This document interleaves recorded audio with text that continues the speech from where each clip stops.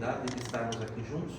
Vamos dar por iniciados os nossos trabalhos de estudo do Evangelho de Jesus à luz da doutrina espírita, com a prece que o próprio Mestre Jesus nos ensinou. Pai nosso que estais nos céus, santificado seja o vosso nome, venha a nós o vosso reino, seja feita a vossa vontade, assim na terra como nos céus. O pão nosso de cada dia nos dai hoje. Perdoe as nossas dívidas, assim como nós perdoamos os nossos devedores. E não nos introduzas na tentação, mas livra-nos de todo mal, que assim seja, graças a Deus, graças a Jesus. Palestra de hoje, uma parte do Sermão do Monte, sede perfeitos. Meu irmão Adriano, que os bons espíritos possam me inspirar, e para todos nós uma boa palestra. Muito obrigado pela oportunidade. Obrigado, Eduardo. Boa tarde a todos. Boa tarde. Então, como o Eduardo adiantou, hoje a gente vai dar sequência ao estudo do Evangelho, e esse capítulo 17, eu acho que ele é muito importante quando a gente para pensar o que nós estamos fazendo aqui. Cada um aqui é um espírito que está no seu processo reencarnatório, no seu processo evolutivo.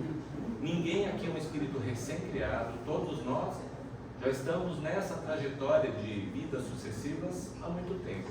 Cada um tem as suas particularidades, cada um está inserido numa família com pessoas diferentes, com propósitos diferentes, objetivos, dificuldades. Isso faz parte da trajetória individual de cada um. Mas o que temos que ter sempre em mente é que todos nós temos uma missão comum. A nossa missão comum é nos aperfeiçoarmos. É cada vez mais a gente conseguir o quê? Evoluir moral e espiritualmente. Esse capítulo 17, ele vem nos ajudar, dentre tudo aquilo que o Evangelho apresenta, vem nos ajudar a dar alguns nortes de como eu faço para me melhorar. Porque beleza, eu ouço que eu tenho que me melhorar. Eu procuro ser uma pessoa melhor, mas como eu faço isso? Será que o que eu estou fazendo é suficiente no dia a dia? Então o capítulo Sede Perfeitos, ele vem nos ajudar, porque ele nos lembra também que todos nós aqui, sem tirar ninguém, todos nós vamos nos aperfeiçoar. A gente nasceu totalmente imperfeito, a gente foi criado simples e ignorantes há muito tempo atrás, e estamos nesse trilhar, nesse caminho há muito tempo. E o que nos tem que mover é que sim, a gente vai ter sucesso, nós vamos nos aperfeiçoar. A questão é quando isso vai acontecer, porque o ser humano é imediatista. A gente pede, Deus me dê paciência, mas tem que ser agora. A gente quer tudo para ontem. Isso, e ao mesmo tempo a gente tem a tendência a procrastinar, deixar para depois tudo que a gente pode. Então é um contrassenso, porque a gente quer sair bem sucedido, mas a gente espera, na verdade, que Deus resolva as coisas para a gente, para que tudo seja mais simples. Adianto que não vai ser, e eu tenho certeza que cada um aqui sabe da sua própria vida, sabe que sua vida não é um mar de rosas, não é tudo simples, não é tudo fácil, e muitas vezes, perante as dificuldades da vida, pensar, nossa, mas eu tenho que ser melhor ainda do que eu sou hoje, quando eu tenho vontade de esganar quem está do meu lado. Isso vem nos trazer o alento de, peraí, a gente está no caminho correto, a gente tem que ter paciência, a gente tem que continuar, porque vale a pena ser uma pessoa melhor, vale a pena a gente ter bom caráter, e vale a pena sempre a gente perseverar no caminho do bem, no caminho do bom. Sede perfeitos. Então, com isso a gente começa a nossa exposição de hoje, trazendo a disposição desse capítulo. Se alguém não teve a curiosidade de olhar, é sempre interessante quando a gente olha no índice de uma das obras que Kardec nos apresentou, a gente tentar ver o que aquele capítulo vai trazer, porque isso muitas vezes vai de encontro com algo que a gente está precisando, com algo que a gente está esperando.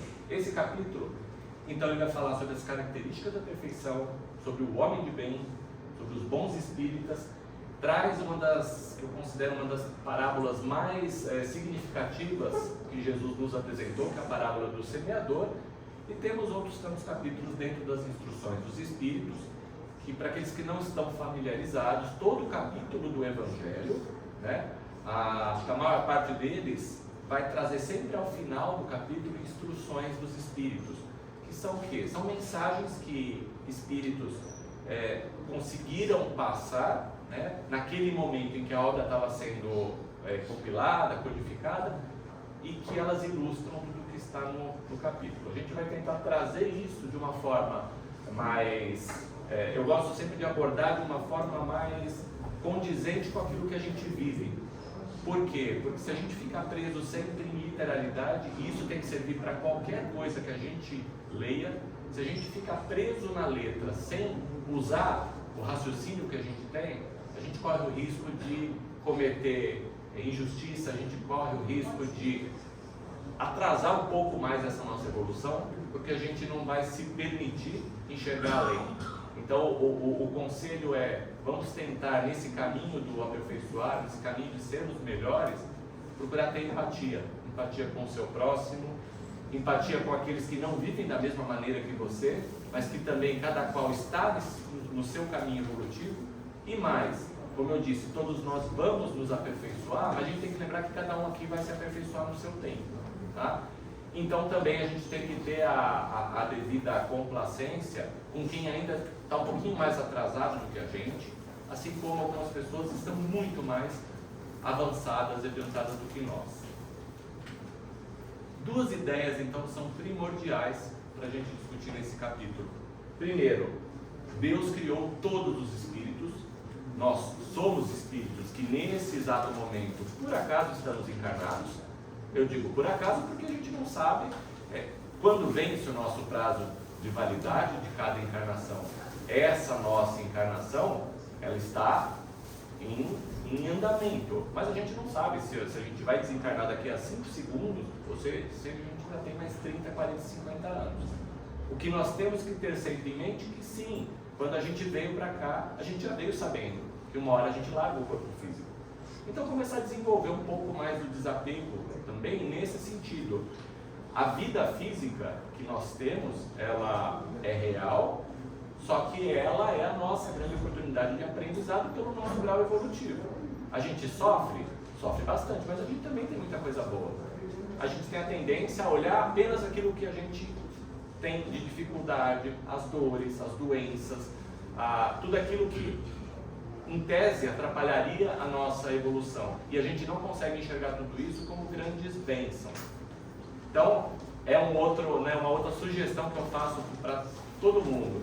Vamos tentar olhar o nosso dia a dia e, sobretudo, as dificuldades que vêm nos nossos caminhos como oportunidades para que a gente possa se aperfeiçoar. A melhor maneira da gente conseguir melhorar em algo é a gente tendo que lidar diretamente com aquilo. Isso serve para as pessoas com as quais a gente convive em casa e a gente tem dificuldade de conviver. Isso serve para relacionamento, isso serve para aquele trabalho que você tem que exercer, porque você precisa se alimentar e ao mesmo tempo que você vai todo dia, por que eu estou indo para esse lugar? Tudo tem um porquê. Se a gente perder tempo pensando qual a razão de cada coisa que passa nas nossas vidas, a gente vai atrasar um pouco mais a nossa evolução e a gente não vai conseguir resolver, a gente não vai achar resposta. Então, querer ter respostas para tudo aquilo que a vida coloca nos nossos caminhos é uma maneira um pouco mais sofrida de continuar vivendo aquilo que nós temos que viver. Se Deus criou todos nós simples e ignorantes e deu a cada um missões individuais, mas também a missão coletiva de se desenvolver até a perfeição, então isso tem que servir como um alento. Se eu perseverar, eu vou conseguir me aperfeiçoar cada vez mais. E lembrar o quê? Que todos vão caminhar para a perfeição. Livro dos Espíritos, nessas duas questões, a 115 e a 116, traz isso para nós. Todos foram criados simples e ignorantes e todos tendem à perfeição. Quando a gente fala em perfeição, é óbvio que ninguém aqui vai ser um espírito absolutamente perfeito, porque a perfeição absoluta só existe em Deus. Apenas Deus é absolutamente perfeito. Mas todos nós somos filhos de Deus, todos nós somos um pedaço da criação de Deus. E se o Pai está garantindo a todos nós que vocês sim podem se aperfeiçoar, por que a gente não acredita nisso? Então, a gente vai cada vez mais nos aperfeiçoar até o máximo que a gente puder. E para isso, eu estou dizendo de muitas e muitas outras existências. graças a Deus também, o espírito, assim que ele é criado, ele recebe o quê? A eternidade pela frente. Então, ao mesmo tempo que eu digo que ninguém aqui é um espírito recém-criado, se alguém aqui acha que vai viver só essa vida e acabou e está garantido no mundo dos espíritos puros, também lê do engano. Se alguém também espera, quando eu desencarnar, aí sim eu vou descansar, é outro lê do engano. Eu acho que nesse caminho evolutivo, a gente vai estar sempre tendo que trabalhar, porque uma das leis que Deus nos dá é a lei do trabalho. E a gente gostaria muito de falar, eu quero terminar essa vida, eu não preciso voltar, eu quero ficar tocando harpa no céu, numa concepção que a gente foi ensinado a aprender. Mas os espíritos mais evoluídos, eles vão cada vez mais percebendo que mantendo-se ativo, ajudando os espíritos que ainda não evoluíram da mesma maneira que eles, é isso que mantém a roda do universo. Então, se a gente tem que trabalhar, vamos arregaçar as mangas e fazer o melhor que a gente pode. Nesse caminho para a perfeição, a cada existência que a gente tem aqui, nesse mundo de provas e expiações atualmente, e mesmo a gente merecendo mundos mais evoluídos, a cada encarnação nossa, a gente tem oportunidades para ir desenvolvendo mais virtudes, boas características e nos aperfeiçoando. Às vezes a gente precisa de 3, 4, 5, 6 encarnações para aprender um tópico apenas. Por que a gente acha que numa única existência eu vou conseguir evoluir? Todo mundo aqui sabe quem é. Eu tenho certeza que se você parar para pensar na sua vida, talvez hoje você possa ver, bom, eu acho que hoje eu sou melhor do que eu era 15 anos atrás. Mas você sabe ainda que você não é um espírito puro e evoluído. Basta você pensar pelos seus próprios pensamentos. Conforme a gente vai aprendendo realmente as coisas, isso passa a fazer parte do nosso ser espiritual. E com isso, a gente vai levando para as próximas encarnações e alguns pontos vão facilitando. Então aqui é apenas um desenho, uma escada exemplificativa de virtudes que você possa, de conhecimento que você pode ir acumulando de uma existência para outra. Fé, virtude, conhecimento, domínio próprio, perseverança, piedade, fraternidade, amor. Percebam que vai numa crescente. Só que a gente só passa para a aquisição de uma próxima virtude depois que a gente consegue aprender as virtudes mais primitivas. Por que o amor está lá em cima? Porque acho que a maior dificuldade que nós temos, nós seres humanos encarnados, é entender verdadeiramente a lei do amor. E por isso que quando a gente vai falar de amar ao próximo, amar ao seu inimigo, é tão difícil a gente entender, porque a gente não tem essa completude. O amor para nós ainda é algo muito ligado ao físico, é muito ligado aos seus próprios sentimentos, ao seu egoísmo. O amor é seu, não é? Você não divide. Então isso é muito difícil a gente conseguir compreender. Por quê? Porque a lei do amor, ela é uma das, se não a lei mais pura e a maior que a gente pode aprender. Então essa a gente só vai aprender verdadeiramente daqui a muitas existências, quando a gente estiver evoluído, que a gente tiver nessa escala da perfeição, subindo vários e vários degraus. O que não quer dizer que você não deva tentar aprender em cada existência que você tenha, da melhor maneira que você puder. A gente traz aqui uma definição que está nessa obra O Pensamento de Emmanuel, pelas mãos de Martins Peralva. Perfeição é o grande objetivo do espírito e se processa naturalmente com a subida de vários degraus evolutivos. Quem evolui, renova-se para o bem, transforma-se para melhor. O capítulo 17, se você está falando sede perfeitos, como que a gente consegue entender isso? Jesus dizendo para nós, olha, vocês têm que se melhorar, porque quanto mais vocês conseguirem se aperfeiçoar, mais vocês vão evoluir. E vocês evoluindo, mais vocês vão se aproximando de Deus, mais vocês vão se aproximando do divino, que é missão comum de todos nós. Devemos compreender como perfeição, e isso é importante marcar, mais uma vez, não a perfeição absoluta, porque a perfeição absoluta é incompreensível para nós. É uma perfeição moral que se pode compreender já aqui na Terra E a gente pode também praticar, elevando-se a criatura às maiores altitudes espirituais compatíveis com o estado de encarnado, altitudes que deixam entrever outras ainda mais excelsas. Ou seja, quanto mais a gente evolui, mais a gente vai tendo a concretude do que é tudo isso.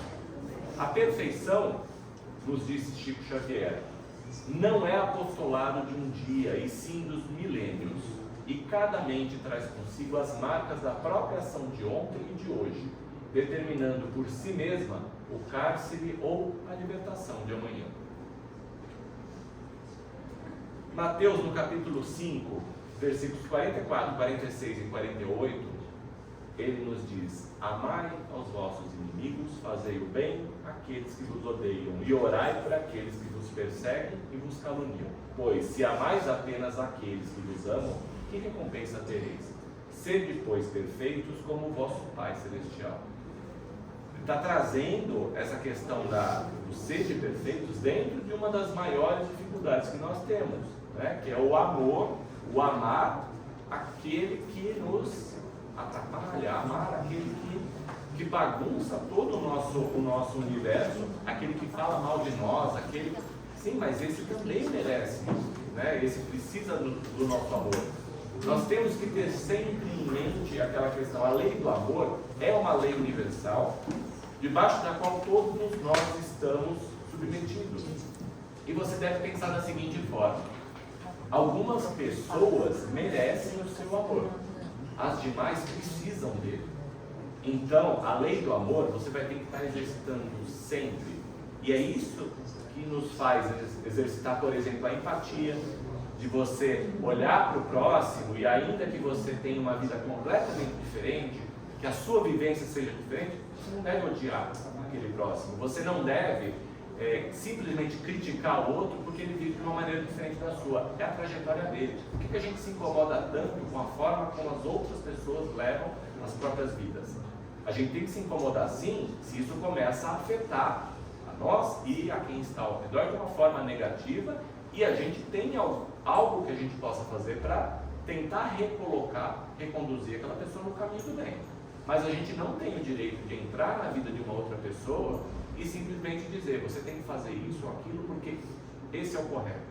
Quem somos nós para sabermos o que é o correto? Será que a gente sabe nas nossas vidas quais são as medidas corretas? Será que a gente só agiu corretamente até hoje?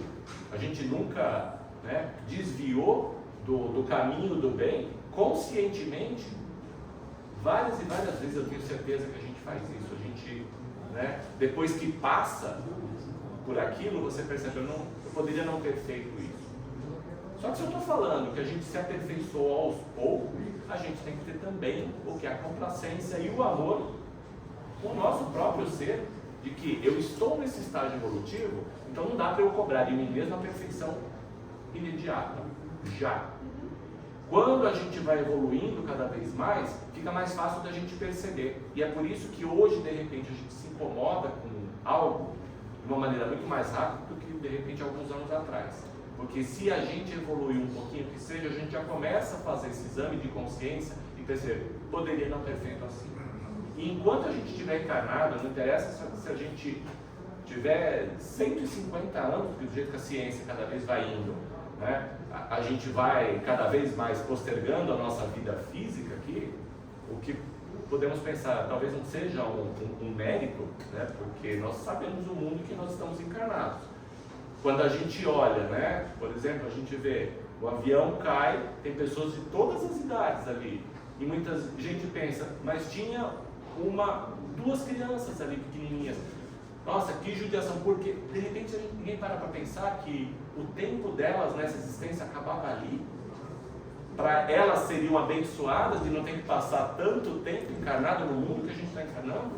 Então, se a gente conseguir pensar dessa maneira, talvez a gente comece a mudar um pouco a ideia, no sentido de cada um tem o seu tempo, o tempo que tem que passar aqui, porque muitas vezes a nossa passagem vai ser mais breve aqui, porque a gente já está, por assim dizer, contratado para participar da próxima encarnação.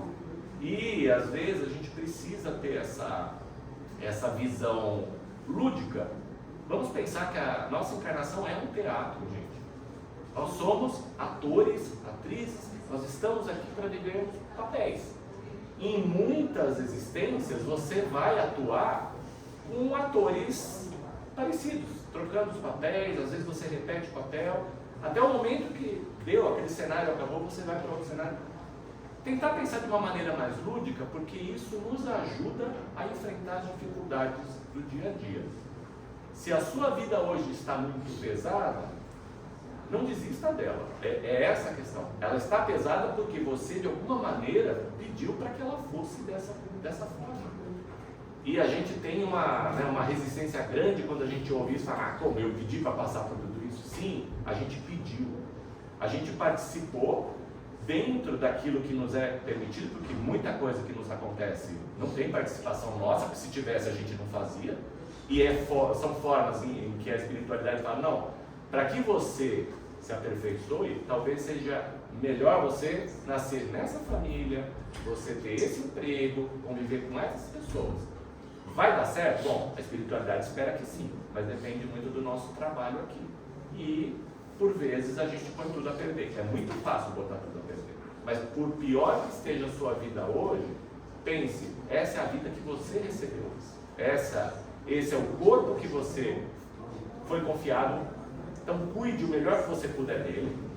Não adianta fazer 200 procedimentos estéticos pensando, eu vou enganar a espiritualidade, quem sabe eles... Não, eles sabem exatamente o momento em que você tem que partir. Não estou dizendo com isso que você tem que abrir mão de tudo, a gente está encarnado, a gente vive na matéria, então é lícito também a gente trabalhar da melhor forma para tentar melhorar a nossa vida material, tentar se sentir melhor. Não há problema, mas preste atenção se isso se torna algo de valor maior. Porque aí você está atrapalhando o ser de perfeitos, não é algo de fora para dentro, tá? A gente tem que aperfeiçoar por dentro. E aí entra eu lembro, minha avó usava muito aquele, por fora a bela viola, por dentro o pão bolorento. E era uma expressão que eu achava bonita e ela faz todo sentido. Não adianta a gente trabalhar o nosso exterior se a gente não conseguir mudar interiormente quem nós somos, se a gente não consiga evoluir moral e espiritualmente. O Evangelho segundo o Espiritismo, ele é um código de conduta moral. Então, se a gente, conhecendo o Evangelho, conseguisse viver no dia a dia, de acordo com o que está falando ali, eu acho que a gente tem mais instrumental para conseguir se sair bem. Mas nós somos imperfeitos e nós estamos encarnados. Enquanto a gente vem para a encarnação, a gente está preso num corpo de carne, é tudo mais difícil. A gente fica mais burro, a gente fica mais devagar, a gente quer procrastinar e a gente muitas vezes sucumbe à matéria. Por conta disso, muitas vezes a gente atrasa um pouco o nosso aperfeiçoamento. Tem problema? Não, problema não tem. Você vai ter que arcar com o seu atraso. Mas, não reclame. Eu acho que é essa a questão. Então vamos ter responsabilidade pelas escolhas que a gente faz. Tudo na vida é escolha. A gente escolhe o tempo inteiro porque a gente tem o livre-arbítrio. Graças a Deus também não temos o livre-arbítrio pleno. A gente não pode decidir tudo que acontece na nossa vida. Porque se a gente pudesse, vocês tenham certeza que as nossas vidas atuais seriam piores. Se a gente pudesse, acontecesse exatamente do jeito que você quer. Se aquela pessoa que te incomoda, você simples para você, sobe do meu caminho, ali você perde uma chance de aprendizado. E a gente precisa dessas oportunidades para que a gente consiga melhorar mais rápido.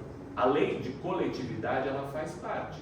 Viver em coletividade é um grande ensinamento. Por isso que a gente vive entre iguais. Por isso que a gente vive. O ser humano hoje é um projeto que você olha e fala, nossa, que ser é esse? Faz parte da mesma humanidade na qual você está inserido. Então será que você é tão diferente daquele que você está julgando? Que você acha que é um ser abominável? Será que você é tão diferente assim? Procure cada vez mais se elevar, que quanto mais a gente se eleva, mais a gente consegue atrair para perto de nós coisas boas. Então a vibração, a energia, isso não estamos falando de religião, estamos falando da questão energética mesmo. Se você for uma pessoa que todos os dias vai olhar para a sua doença e começar a ficar mal, porque eu tenho isso, porque você... Além de você não conseguir se livrar dela, as coisas vão ficar muito mais pesadas. E quando a gente começa a encarar com positividade a vida, Isso não tira a dificuldade do seu caminho, e é por isso que eu falo, ser espírita ou ser qualquer outro adepto de qualquer outra religião, isso não melhora, não resolve os seus problemas vão continuar. Mas a forma como a gente os encara nos ajuda muito a perseverar no dia a dia e suaviza. E é por isso que a gente quer sempre que a doutrina espírita seja enxergada como esse consolador. Ela não é um resolvedor, ela não resolve nada na sua vida, mas ela te traz conforto, ela te traz consolo. E a gente, muitas vezes, o que a gente precisa é aquele abraço, aquele conforto para falar, tá difícil, mas continue em frente. Continue em frente que vale a pena. Se não hoje, lá na frente você vai poder colher os bons resultados. Perfeição, a gente está falando de se aperfeiçoar, ela só vai ser atingida quando a gente conseguir trabalhar bem o nosso coração. Quando o coração se vir livre de rancor, ódio e ressentimento para com o semelhante. Ora, se você faz a sua análise, você fala, bom, eu ainda não, eu consegui com tal e com tal pessoa, mas eu não consigo ainda com fulano. Tá tudo bem, é o seu tempo. Só que quanto mais a gente se vincula, e aí entra aquela outra história, nós estamos falando de espíritos que temos a imortalidade que a gente precisa ainda renascer várias vezes. Então, se você tem desafetos hoje, que você os conserva, e você fala, eu gostaria de viver livre, você quer olhar de uma maneira egoísta, então trabalhe o seu amor para com eles, resolva nessas existências. Por quê? Senão, você já está garantindo que você está criando as suas próximas famílias, tá? Você está criando os seus próximos relacionamentos nas próximas encarnações. Quando a gente desencarna, a gente desencarna e não trabalha com determinadas pessoas, eu tenho esse direito, eu tenho esse livre-arbítrio. E a gente tem que ser honesto no sentido de eu não vou conseguir resolver tudo, mas algumas pessoas eu vou deixar para próximo. Mas você já saiba, você vai voltar com essas pessoas. Então quando você vê, por exemplo, em relacionamentos, pessoas que terminam e um fala, não, se você não vai viver comigo, não vai viver com ninguém, a pessoa vai e comete um ato, um desatino, mata aquela outra pessoa. Isso, para começar, não é amor, porque o amor liberta, o amor não aprisiona. Isso está vinculando de uma forma negativa as próximas existências, de uma maneira tão nefasta, tão prejudicial, que para aquele que pratica isso vai atrapalhar essa evolução certamente por muito tempo. Então nós temos que pensar que trabalhar os bons sentimentos é o caminho para a gente livrar o nosso coração, para que a gente possa nos aperfeiçoar. E se nós estamos falando de eu quero evoluir, então eu preciso sim olhar para toda a minha vida, olhar para o meu dia a dia e o que eu posso fazer para ser uma pessoa melhor. Eu recebi uma ofensa do outro, eu preciso guardar essa ofensa comigo? Essa ofensa que o outro me deu era dela. Ela quis passar, paciência, mas eu tenho que trabalhar não para que ela não faça mais isso, eu tenho que trabalhar para que isso não me atinja. Eu tenho que trabalhar para que isso não me faça mal, porque cada um tem a sua trajetória evolutiva.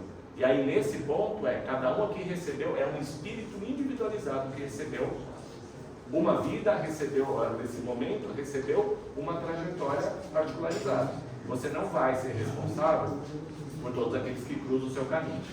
Mas trabalhar todos os sentimentos de amor vai incumbir a você, independente do outro aceitar ou não, tá? O nosso inimigo, então, é colocado por Deus ao nosso lado para que a gente seja advertido com mais franqueza do que faria um amigo, porquanto aquele nenhum interesse tem em mascarar a verdade. É instrumento do nosso aperfeiçoamento. E quando a gente fala de amizades, eu acho sempre interessante você lembrar.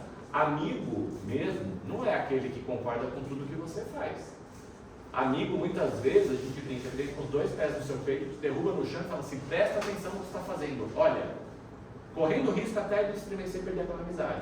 Mas quando a gente simplesmente concorda com tudo que o outro fala, muitas vezes é porque a gente quer se ver livre daquela situação. Então, para que a gente pense também, às vezes a gente termina uma amizade, porque fulano me falou isso, porque aconteceu tal coisa, ele não gostava de mim, olha, será que isso não foi uma maneira que a espiritualidade encontrou de te mostrar uma outra saída, um outro caminho? Tentar trabalhar dessa forma. Não vamos fazer a projeção em cima dos outros. Cada um também está nesse processo de tentar trabalhar suas dificuldades, as suas imperfeições. E a gente quer, na verdade, que as pessoas ajam da maneira como a gente pensa que é correto.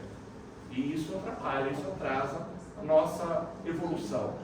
A gente está falando em vamos nos aperfeiçoar. Para isso, a gente tem que utilizar todas as armas, por assim dizer, que a gente tiver ao nosso alcance para poder ser melhor, para poder nos aperfeiçoar, independente do que a vida esteja nos oferecendo. A prática da caridade é o que mais nos conduz à perfeição, é o que mais nos aproxima de Deus. Por quê? Exercício da caridade é o momento em que você sai da sua esfera, quando você faz uma caridade sincera, eu não estou pensando em mim, não é aquela caridade porque eu quero sair na foto bem e mostrar, olha como eu sou uma pessoa boa que distribui comida para os necessitados. A partir do momento que você transforma uma caridade num ato de ostentação, é lógico que alguém vai receber aquele bem material, mas você está descaracterizando o verdadeiro intuito da caridade. Quando a gente faz uma caridade de coração, esse é um dos melhores exercícios, um dos melhores trabalhos para que a gente possa entender, sair da nossa esfera, exercitar a questão da empatia e melhorar um pouquinho mais. Tá? Então, lembrando outra coisa, caridade, não devemos pensar apenas na caridade material. Essa é a mais fácil que tem de se fazer. É caridade, muitas vezes, você parar para ouvir aquela pessoa que trabalha contigo que eu preciso falar alguma coisa, ou você perceber que você não está bem hoje. Você quer conversar? Você precisa de um abraço? Às vezes isso tem um efeito muito mais grandioso do que você efetivamente fazer algo físico, está aqui, porque às vezes a gente faz uma caridade material também com o intuito de tirar aquele que está pedindo da nossa frente, tá? Tô aqui, mas sai. Porque você quer continuar na sua vida sem ver que existem os problemas dos outros. É mais fácil, mas a ideia aqui é que a gente tem que exercitar essa caridade que vem do coração, algo que nos coloque a serviço desinteressado dos outros. Isso ajuda o outro, mas sobretudo ajuda você, tá? Não há dúvidas que um dia todos vamos ser perfeitos, como eu já adiantei, cada um no seu próprio tempo. Todos nós temos os germes de todas as virtudes, a gente tem as leis morais na nossa consciência. Muitas vezes a gente sabe qual seria o certo a fazer, qual é o caminho correto a seguir. Mas eu faço a livre escolha de hoje eu vou enfiar o pé na jaca. Tá bom, você vai fazer isso, mas arque com as suas responsabilidades. É só isso que a gente tem que embutir na cabeça. Não culpe os outros pelas dificuldades ou pelo atraso da sua própria vida. Tá? A gente é mais responsável do que a gente gosta de admitir. E quando a gente fala da espiritualidade, sobretudo quando você vai passar ali no livro dos Espíritos, tem um trechinho ali, que a pergunta de Kardec foi: os Espíritos influenciam nas nossas vidas? E os Espíritos dizem muito mais do que vocês imaginam. Pronto, ali tem gente que para ali, então está aqui. Tudo que eu faço de errado não sou eu. Eu estava obsidiado, é o Espírito obsessor.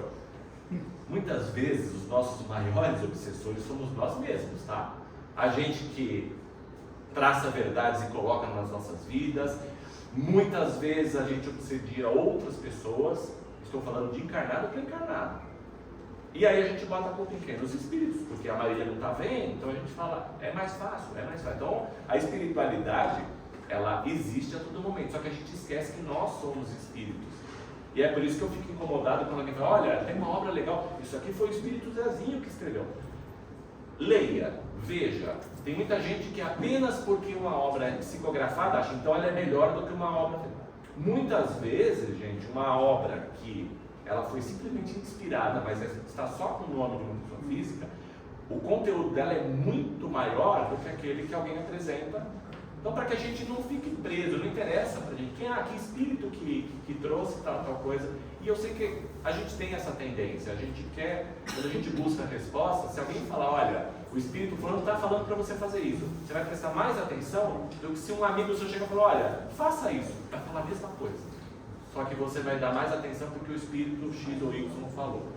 Para que a gente não entre por esse caminho também, porque nós somos facilmente enganáveis, tá? A gente gosta de criar o conceito de que tudo aquilo que a gente não faz direito, não somos nós. É quase que nem um time de futebol, né? Se eles ganham, o treinador vai falar, nós jogamos bem. Se perdem, o treinador vai falar, eles não estavam num bom dia. Então, se for negativo, você joga para os outros. A gente não pode fazer, a gente faz isso com a nossa vida. Tá? Nossa, por que eu estou sofrendo dessa forma? O que eu fiz para merecer isso? Fez. Eu acho que o saber que fez, não cabe a nós sabermos o que nós fizemos. E é por isso que a gente vem com esquecimento. Então também não sou favorável a quem gosta de ir atrás de regressão de vidas passadas para saber o que eu fiz na outra vida para justificar. Se em algum momento for necessário você saber, essas coisas chegam para você de alguma maneira. Mas não vá atrás, você não está dando conta nem dessa, porque você quer saber o que você fez na outra. Vamos devagar, vamos tentar nos aperfeiçoar. Eu gosto de usar esse tom de brincadeira porque eu acho que é uma forma que a gente entende mais. Porque eu passei por essa mesma dúvida, muitas vezes você pensa, e eu acho que é uma maneira de você enxergar não como uma coisa inatingível. Se a gente coloca, nossa, o Evangelho está aqui, é algo que eu não tenho como atingir. Nos foi passado porque nós temos condição de exercitar. Se a gente não coloca em prática, é porque a gente não está disposto, né, a se empenhar tanto assim. Está tudo bem, vá no seu tempo. Só não coloca a culpa em ninguém, muito menos daqueles que não podem se defender porque eles estão no plano espiritual e a gente não ouve o que eles estão falando, né? Para conquistarmos a perfeição mais rapidamente, Deus então nos concedeu o Evangelho de Jesus. Na versão que foi o Evangelho segundo o Espiritismo, é a mesma versão do Evangelho conhecido nas demais religiões cristãs. Ele só tem uma releitura, né, que foi apresentada por Allan Kardec para nós, mas o teor do que está ali é igual. A simplicidade do que foi trazido por Jesus é ao mesmo tempo a grandiosidade do que foi trazido. É tamanha que mais de 2000 anos desde a sua passagem a gente continua tentando entender o que ele quis trazer. As leis morais da vida foram apresentadas por Jesus. A gente não as conhece e é exatamente por isso que o estudo, né, a fé raciocinada, você ir atrás daquilo que você não conhece, faz parte da nossa trajetória. Porque a gente tem medo do que a gente não conhece. A gente costuma, isso é típico do ser humano, conforme você vai tendo mais conhecimento, você vai perdendo medo. O que você não pode fazer com que a aquisição de conhecimento te transforme numa pessoa que se ache melhor do que as demais. Isso também é comum, isso faz parte da nossa trajetória. Aí você atrasa. Vejam, tudo o que a gente faz nos possibilita a perfeição, mas também tudo o que a gente faz pode nos atrasar nessa busca pela perfeição. E tudo depende de quem? Da gente mesmo. Aí a gente chega na figura do homem de bem. O verdadeiro homem de bem, quem é? É aquele que pratica a lei de justiça, de amor e de caridade na sua maior pureza. A lei de justiça, amor e caridade é a maior lei dentre as leis morais. Então, ela é assim mesmo, justiça, amor e caridade, porque ela vai trazer os 3 pontos fulcrais, os 3 pontos principais para que a gente desenvolva justiça, amor e caridade. O homem de bem é aquele que sabe aplicá-las em sua inteireza. Justiça consiste no quê? No respeito aos direitos de cada um. Caridade vai impulsionar o homem a pensar nos outros antes de pensar em si. E o amor é o sol que nos aquece e ilumina. O homem de bem, ele vai agir sem distinguir classe social, raça, crença, porque ele consegue ver em todos os seus irmãos. Aqueles que cumprem todas as suas obrigações sociais podem ser homens de bem, segundo as leis humanas, porém, nem sempre o serão aos olhos de Deus. Por quê? Você cumpre todas as suas obrigações sociais. Perante a sociedade, essa figura é um exemplo. Será que por dentro ela aprendeu tudo aquilo? Será que ela está fazendo de coração tudo aquilo? Deus consegue ter esse acesso, saber exatamente quem cada um de nós ainda é. Muitas vezes a gente disfarça, né, para a sociedade, eu sou uma figura exemplar. Só que você tem pensamentos que ainda te seguram no lado mais primitivo, você ainda tem o egoísmo, você ainda tem uma série de qualidades negativas que te seguram, e você consegue disfarçar muito bem, tá? O Evangelho de Jesus é o caminho, a verdade e a vida. O Espiritismo, quando ele é bem compreendido e bem sentido, ele consegue levar o homem naturalmente ao desenvolvimento das qualidades mencionadas. Aí você vai falar do verdadeiro espírita. Então, o verdadeiro espírita não é aquele que, eu frequento uma casa espírita, eu faço todos os cursos, você enche a boca para falar, eu sou médium. Não, esse não é o verdadeiro espírita. Tá? Enquanto ele não conseguir desenvolver o seu lado moral, e enquanto ele não admitir para ele mesmo que ele ainda é muito imperfeito, ele está um pouco longe de se chamar, né, um verdadeiro espírita e muito menos um verdadeiro homem de bem. As ideias trazidas no Espiritismo, gente, eles não vão estabelecer uma nova ordem moral. Isso é importante trazer. Jesus já tinha apresentado essas regras morais lá atrás, e os tempos foram passando e os homens continuaram não colocando isso em prática. O que o Espiritismo veio a fazer, quando ele apresentou tudo isso para nós, foi o quê? Facilitar a todos nós a compreensão e prática dos ensinamentos do Cristo. E é por isso que, como o Eduardo bem começou, né, olha, nós somos, antes de tudo, somos cristãos. O nosso maior exemplo, o maior modelo sempre foi e vai continuar sendo Jesus. Independente da forma como você possa se apresentar. Por quê? Porque os ensinamentos de Jesus, então não interessa se você teve formação cristã, no catolicismo, na Umbanda, no protestantismo, não interessa. O que tudo isso ajudou você a se tornar uma pessoa melhor? O que interessa é como você efetivamente está se apresentando. E por isso também não tem problema você beber de várias fontes. Eu acho que a gente não pode criticar outras religiões, por exemplo, se a gente não as conhece. Você vai tentar ir naquela que te faz sentir melhor. E às vezes você vai gostar de algo do catolicismo, de algo da Umbanda, de algo do espiritismo. Tem problema? Lógico que não. O problema é o que você faz com tudo isso.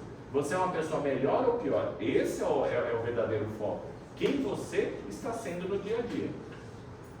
Kardec traz uma frase que eu acho sensacional. Reconhece-se o verdadeiro espírita por sua transformação moral e pelos esforços que faz para dominar suas más tendências.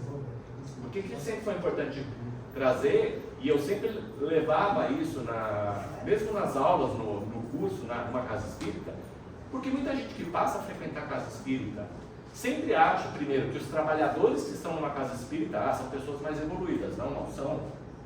Estão no mesmo mundo, estão tentando a mesma coisa. De repente, o trabalhador espírita, às vezes, é até mais devedor.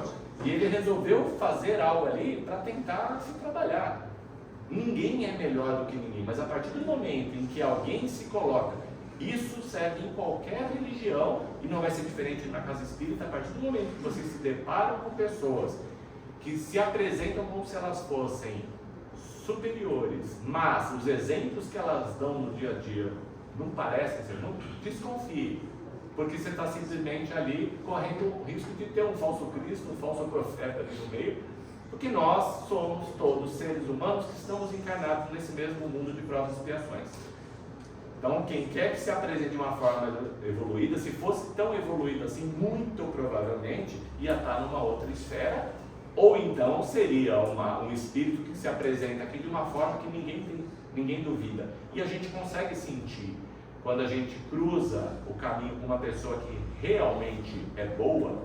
Eu não sei se vocês já tiveram oportunidade, às vezes, de cruzar com uma pessoa que você olha, a vida dela parece que só tem desgraça. A pessoa perdeu todo mundo, aconteceu isso, e a pessoa, ao mesmo tempo, ela te dá uma palavra de conforto, de apoio, a pessoa serena. Isso acontece, mas quando você cruza com uma pessoa assim, você fala, meu Deus, fala assim, como eu sou imperfeito. Porque você olha para a vida da outra pessoa e fala, teria tudo para ser a pessoa mais revoltada do mundo. E ela está aprendendo a resignação, ela está conseguindo encarar. E quantas vezes a gente desmonta quando algo pequeno nas nossas vidas se desestabiliza. Quantas vezes você pensa, nossa, eu vou desistir de tudo porque algo não foi do jeito que você gostaria que fosse. É para que a gente pense, será que a gente não está dando muitas vezes força demais para aquilo que é negativo, sem tentar entender os pontos positivos do que aquele evento negativo trouxe para a sua vida? É que geralmente a gente só enxerga depois que passa, né? Esse capítulo fala do dever também. Dever é a obrigação moral da criatura para com Deus, para consigo mesmo e para com o próximo. Está presente tanto nos atos mais simples da vida como nos mais elevados. Cumprimento do dever, por vezes, é muito difícil. Por quê? Porque nós somos imperfeitos. As nossas imperfeições vão nos atrair os nossos interesses materiais, os nossos desejos, e muitas vezes a gente sai do caminho daquilo que a gente deveria estar fazendo. A orientação que o Evangelho nos dá para o fiel cumprimento do dever, ela já está na nossa consciência. Então, quando a gente se desvia daquilo que a gente tem que fazer, muitas vezes a sua própria consciência já te alerta. Você não devia estar fazendo isso. Você devia ter seguido esse caminho. A gente tem o livre-arbítrio. Geralmente a gente usa o livre-arbítrio no sentido, tudo bem, vou fazer, e aí dá ruim. E aí você depois tem que arcar com as consequências daquilo que você fez. O nosso dever começa sempre no ponto em que ameaçamos a felicidade ou a tranquilidade do próximo. Porque nesse momento, a gente tem o dever de sermos melhores, quando a gente começa a atrapalhar os outros. Tudo aquilo que você faz tem consequências. Enquanto o que você está fazendo repercute apenas na sua existência, bom, você vai arcar com isso. Mas quando você começa a afetar as pessoas que estão ao seu redor, aí começa o dever. O direito de cada um termina onde começa o outro. Nossos atos devem ser revistos todos os dias, pois sabemos que o bom proceder é motivo de elevação espiritual e não apenas defesa contra o mal. Um ótimo exercício seria, quando você vai botar a cabeça no travesseiro, você pensar como é que foi o meu dia hoje. O que será que eu fiz? Será que eu poderia ter feito coisas diferentes? Será que eu precisava ter falado tudo aquilo que eu falei? Será que eu não poderia ter agido de maneira diferente? A gente consegue ter essas respostas. O problema é que a gente dorme, no dia seguinte a gente acorda e, se bobear, a gente faz tudo igual de novo. A gente tem a oportunidade todos os dias de agir de forma diferente. De quem que é essa responsabilidade? É nossa. Os deveres sociais, profissionais e legais nos são impostos pelas leis e costumes sociais. Os deveres morais nos são impostos pela nossa consciência e a vontade de estarmos unidos com Deus. Aí esse capítulo fala também, além de dever, ele fala da virtude. O que é a virtude? O conjunto de todas as qualidades essenciais que constituem o homem de bem. Virtudes aparentes, metais comuns no homem que se alteram ante a ventania das ilusões. Virtudes reais, metais preciosos do espírito que não se corrompem ante as lufadas das tentações humanas, sustentando a vida eterna. Essa é a palavra de Emmanuel e de André Luiz nessa obra Estude e Viva, pelas mãos de Chico Xavier. O homem virtuoso, então, quem é? Ele é possuidor do sentimento de caridade e de amor ao próximo, é bom, humano e benevolente para com todos, deposita fé em Deus na sua bondade, justiça e sabedoria, tem fé no futuro, encontra satisfação nos benefícios que espalha e nos serviços que presta. Não alimenta ódio, nem rancor, nem desejo de vingança. E não ostenta as virtudes que possui, pois pratica a modéstia. E com isso, chegou ao final, você fala, ixi, então eu ainda preciso melhorar bastante. Porque para que a gente seja considerado uma pessoa virtuosa, a gente precisaria ter tudo isso. Tenho certeza que todo mundo tem isso em sementes na consciência, mas não necessariamente a gente está aplicando tudo isso.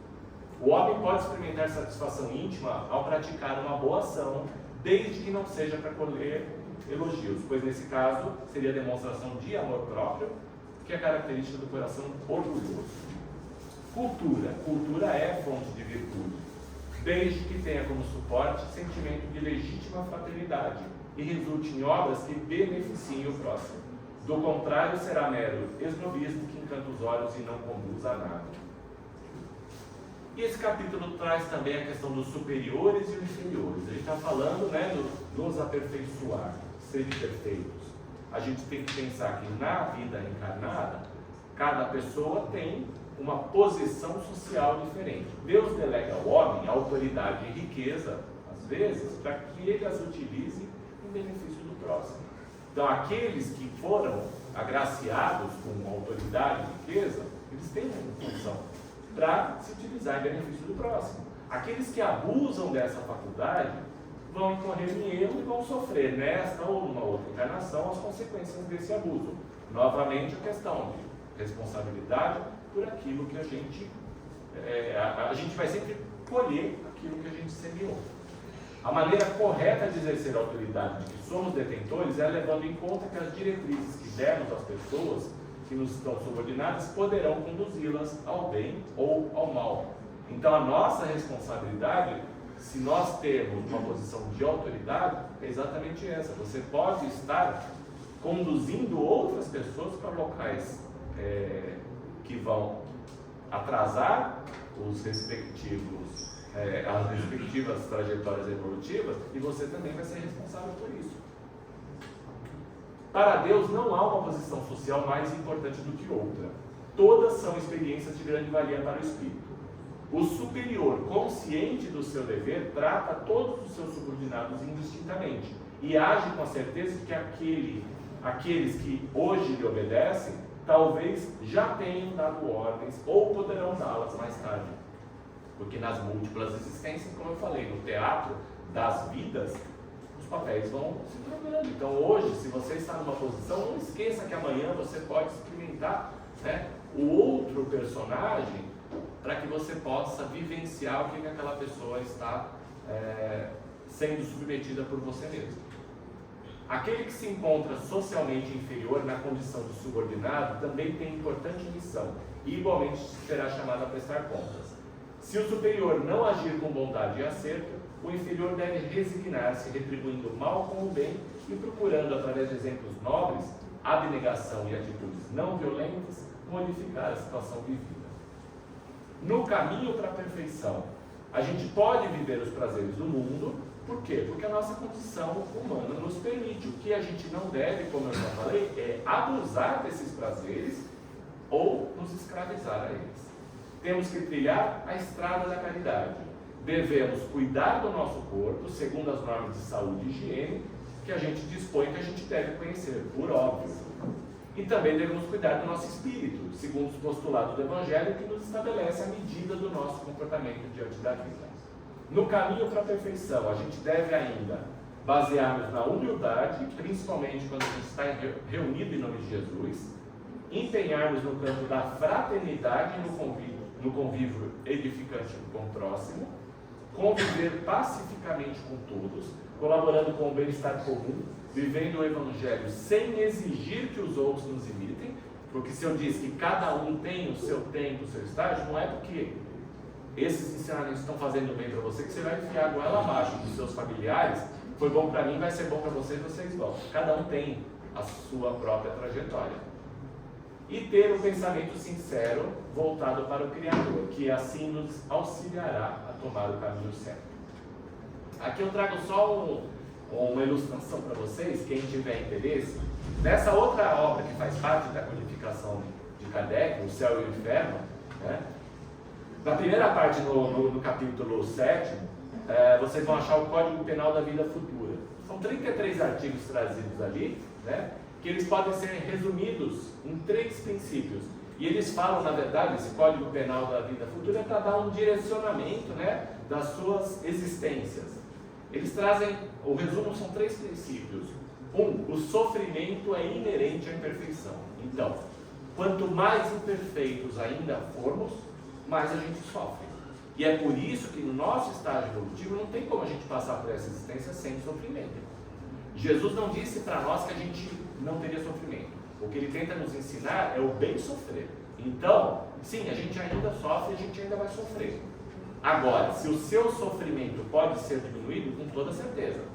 Trabalhe essa evolução moral em você, que o sofrimento ele diminui. Ele é proporcional, tá?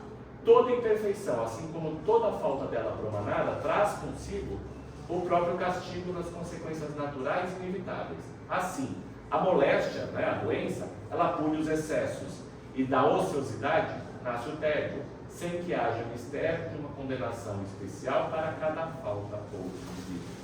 E o terceiro princípio, podendo todo homem libertar-se das imperfeições por efeito da vontade, pode igualmente anular os males consecutivos e assegurar a futura felicidade. Então, sede perfeitos, a gente consegue encaixar exatamente nesses princípios trazidos no Código Penal da Vida Futura. E para a gente encerrar nossa exposição, eu trago essa parábola do semeador, que eu acho uma das parábolas mais bonitas, dentre as tantas que Jesus nos apresentou. Essa está apresentada no Evangelho de Mateus, capítulo 13, versículos 1 a 9. Tendo Jesus saído de casa naquele dia, estava assentado junto ao mar. E ajuntou-se muita gente ao pé dele, de sorte que, entrando num barco, se assentou. Toda a multidão estava em pé na praia. E falou-lhe de muitas coisas por parábolas, dizendo: Eis que o semeador saiu a semear. E quando semeava, uma parte da semente caiu ao pé do caminho, e vieram as aves e comeram-a. E outra parte caiu em pedregais, onde não havia terra bastante. E logo nasceu, porque não tinha terra funda. Mas vindo o sol, queimou-se e secou-se, porque não tinha raiz. E outra caiu entre os espinhos, e os espinhos cresceram e sufocaram. E outra caiu em boa terra e deu fruto, um a 100, outro a 60 e outro a 30. Quem tem ouvidos para ouvir, que ouça. Bom, esse é o desenho da personificação da parábola do semeador. Como que a gente pode aplicar essa parábola? A gente pode aplicar essa parábola em qualquer campo da nossa vida. Mas vamos nos ater aqui na seara do que o Evangelho nos traz, dos princípios que são trazidos, ou do código de conduta moral que é trazido pelo Evangelho. Jesus nos semeou, então nos foi apresentado, todos esses princípios estão apresentados a nós. A semeadura foi feita. Como é feita? Vamos pensar, as sementes são jogadas. De acordo com o terreno onde for jogada essas sementes, ela vai proliferar ou não, ela vai perecer mais rápido ou não. Então, como isso é ilustrado? As primeiras sementes que são jogadas simplesmente, as aves vêm e comem. Ou seja, as primeiras ideias que são simplesmente jogadas ao relento, se você não passa para quem está disposto a aprender ou segurar naquilo, a própria vida leva, aquilo não vai germinar de forma nenhuma. Aquela semente não foi plantada, ela foi jogada. Às vezes essas sementes elas são jogadas num terreno muito raso, um terreno que precisaria de mais profundidade. Quando elas caem num terreno muito raso, elas até começam a crescer. Só que elas estão muito rasas, o sol vai vir, vai matar. Quem já fez plantio vai saber, se você não tiver plantado direito, o ambiente vai logo acabar com essas ideias. Então, se a gente pensa nas ideias, em todo o conhecimento, quando você passa, se você passa para aquele que não está nem aí, eu não procuro me modificar, não vou melhorar, isso são as aves que vão comer. Aquele que está começando, gostaria de ser diferente, mas eu não quero trabalhar em mim, não quero fazer reforma íntima, não quero olhar para dentro. Você tem um solo ali, mas esse solo ele vai fazer com que essas sementes morram logo. Às vezes, o solo é melhor, o solo está fortificado, as sementes vão. Só que o que acontece? Quando começa a crescer, tem muito espinho, tem muita erva daninha, tem muita imperfeição, ou seja, as nossas dificuldades, os nossos pontos materiais, muitas vezes vão atrapalhar os nossos vícios, e aí isso vai matar aquilo que está florescendo. E por vezes, quando o solo está preparado, está disposto, você conseguiu trabalhar, tirar essas ervas daninhas, a plantação ela vai frutificar de uma maneira muito mais sólida, com uma raiz boa, e ela vai crescer. E aí quando entra naquela parte de 1 a 100, outro a 60, outro a 30, o que quer dizer isso? Cada um vai frutificar na medida das suas possibilidades. Então não vai frutificar para todo mundo da mesma forma. A colheita vai sempre existir de acordo com o plantio. Mas não adianta você simplesmente jogar sementes e esperar que o fruto venha. Aquilo tem que ser trabalhado. E é exatamente essa a questão da parábola do semeador que você pode utilizar para qualquer campo da sua vida. Se você é um professor, por exemplo, você dá aula para várias pessoas, você vai ver.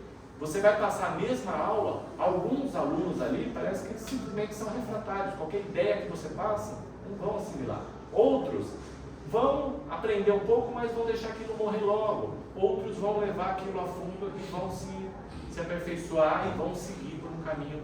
Então a gente pode aplicar em vários campos da nossa vida. Com isso a gente chega nas conclusões de hoje. A prática da caridade, na sua mais ampla acepção, constitui o único caminho para a conquista da perfeição. Ela manifesta-se no amor ao próximo extensivo aos nossos inimigos, no fazer ao bem aos que nos odeiam e no orar pelos que nos perseguem e nos caluniam. O verdadeiro homem de bem é o que age de acordo com as leis de Deus, sabiamente prescritas por Jesus em seu Evangelho, isto é, cumprindo a lei da justiça, do amor e da caridade na sua maior pureza. Dever é a obrigação moral da criatura para com Deus, para consigo mesma e para com o próximo. Consiste na prática do bem de maneira permanente e progressiva.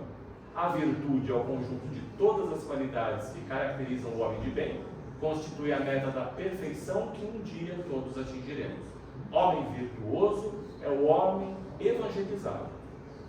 E o evangelizado, a gente não está dizendo que é evangélico, que é espírita, que é católico. O evangelizado é aquele que consegue colocar em prática no dia a dia os ensinamentos trazidos no Evangelho. Tá? Para Deus não há superiores e inferiores. As diferenças são as virtudes que possuímos. Em qualquer posição que estejamos na vida, façamos o melhor. E Deus, que trata a todos com justiça e bondade, nos acrescentará tudo mais que necessitamos. Lembremos, a gente recebe o que a gente necessita, o que muitas vezes não é o que a gente quer, tá? A autoridade nos é delegada para que a utilizemos em benefício do próximo. Os vícios, tentações e prazeres do mundo não devem constituir obstáculos para que vivamos bem com os homens de nossa época. Reportando sempre os nossos atos ao Criador, teremos o auxílio e a intuição necessários nos momentos decisivos de nossa vida. O convívio com o semelhante é o meio que Deus nos concede para desenvolver em nós o sentimento de fraternidade e amor ao próximo. Nosso corpo é precioso instrumento que a vida nos empresta e de que a nossa alma se utiliza para evoluir. Cuidar dele é dever que nos compete perante Deus. E aí fica o nosso convite final: vamos sempre seguir aquele que foi e continua sendo até hoje o nosso maior exemplo. Isso eu encerro. Obrigado.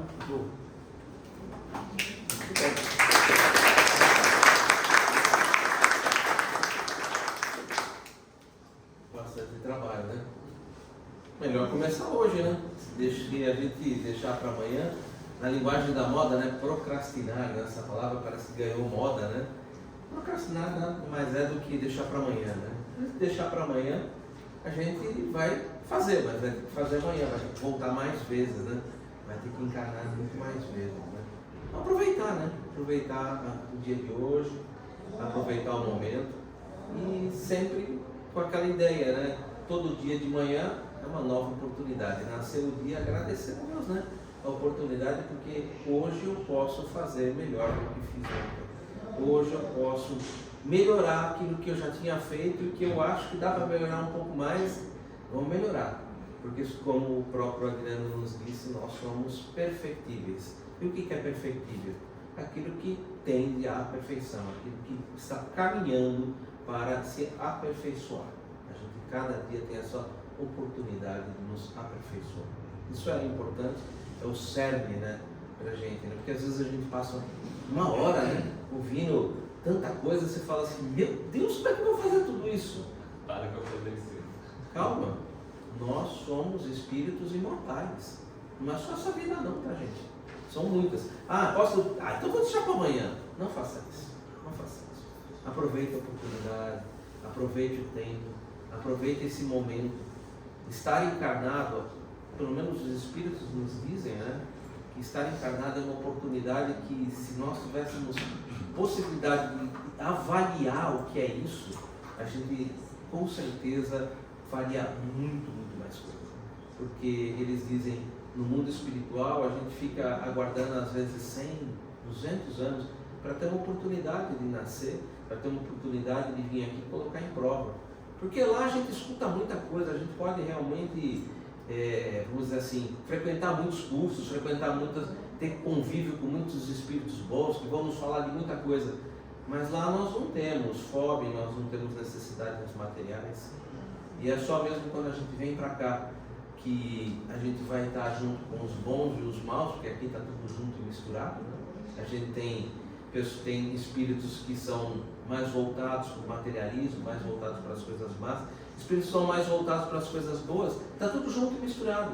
E é aqui que a gente vai, nesse relacionamento, realmente provar para nós mesmos, porque a prova é para nós, né? Eu entendi aquilo que Jesus veio ensinar e eu estou aprendendo a praticar caridade, eu estou aprendendo a ser uma pessoa, um homem de bem. Mas é só aqui. E essa oportunidade a gente deve aproveitar mesmo. Mas vamos agradecer então a espiritualidade amiga, aos bons espíritos que nos proporcionaram esse momento para a gente aqui refletir um pouco sobre isso, que a gente possa levar para os nossos lares, para os nossos locais de trabalho, essa paz, esse amor, esse momento de renovação energética, que a gente possa, como nós vimos na parábola do semeador, que nós possamos ter feito essa semeadura que nós acabamos de fazer no nosso coração, lembrando que o solo na parábola representa o nosso coração. Então que essa boa semente, ela possa crescer e frutificar, que ela possa produzir bons frutos e que esses frutos possam ser compartilhados com todos aqueles que estão à nossa volta, seja no ambiente em casa, seja no ambiente de trabalho, que nós possamos realmente praticar a caridade, praticar a humildade, praticar os ensinos de Jesus. E assim, agradecidos, vamos encerrar os nossos trabalhos da tarde de hoje com a prece de Maria. Ave Maria, cheia de graça, o Senhor é convosco, bendita sois vós entre as mulheres, bendito é o fruto de vosso ventre, Jesus. Santa Maria, Mãe de Jesus, rogai por nós, pecadores, agora e na hora de nossa morte. Que assim seja. Graças a Deus, graças a Jesus. Queria agradecer a presença de todos e convidar no próximo sábado a gente continuar estudando um pouco mais o Evangelho de Jesus, semeando em nossos corações aquilo que Jesus veio ali viver no seu Evangelho. Muito obrigado pela presença e obrigado, Adriano, por ter compartilhado com a gente aqui, trazido para nós esses ensinos. Muito obrigado. Fiquem em paz. Obrigado.